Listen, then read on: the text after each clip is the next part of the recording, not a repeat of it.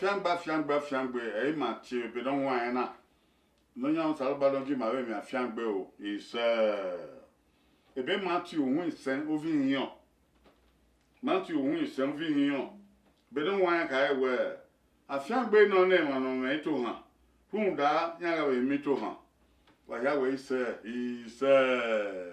afiangbe no na ma no me to ha fun da ito han nya ga we mi Evi na ko e aro. Evi na ko e aro. Be na rie no to. E rio to rie no wa. O ma ya ke ivi. No do ka we nya mi wo. A no ko ka. No wo gi ya ba. U ga be a to ha. We a be mi to ha. Benu ya to homa do soro boy ya to hawa wa we say is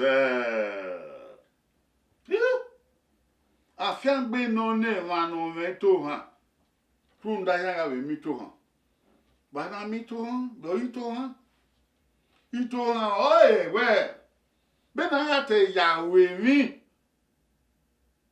na rie gbo aya o de gbege ari rie gbo aberio Bena te ya di aki.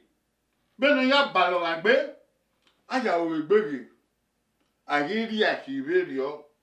O salo bo nya ri aki. O salo bo nya trin ya. O salo bo se ti mvi ya gba. Tu do ni ma ne wa na gbon. O keke ni ma ga na tu ha. Tu dai ma do ba tu ha ba gbona. Ma be se ya gbona. Ma ga na tu ha wu nu.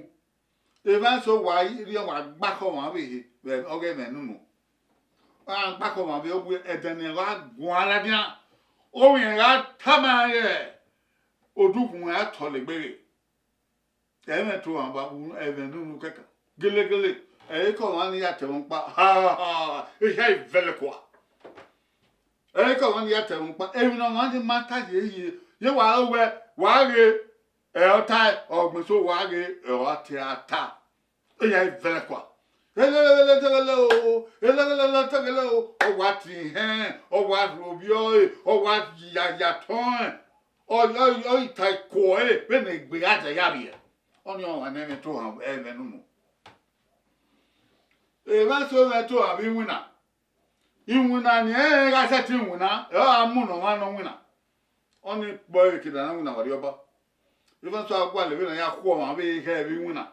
Oya mu na setting wina mu na oya ga setting wina even to ha wa go wina e ma so me to ha oge abu agbe we na ya bu hin gbo ma we he awo so awo ma so no he o yen ifia ba e no me ke na ga venyo no me ke na ga ba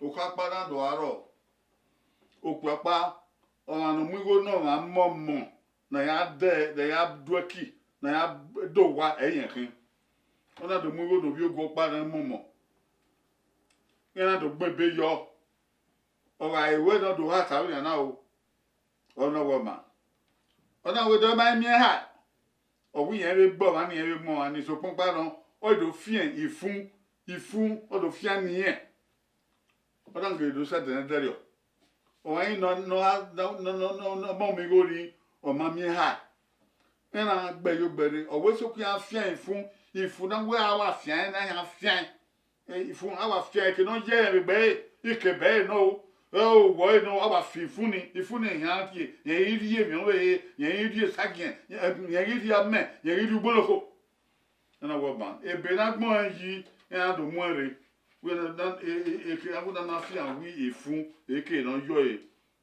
ona wo ma o ma bo yin na ka ba we be nu we na to hana u dai ho e bi de be ka yo we afian ifun la dia we gbo piana so pon ma ka we o le dai sagien wa afifun ni o ona we wa mu piana no ya fian o ma ni ifun obi ogbo no ya fian ifun na mo piana mu ne obo yin na we u fe ko ifun we no fian amaru no da isagi on pa no no yo to unda ni re evina ve egbeda ewu oga ona yin mo ona yin musoto ona yin we de kire na fien fun ni da isagi na no no yo to obo je na we eri no eri wa no ka ga u ga me to ha bo ye o yin na bu oke ke ba me to ha evina ga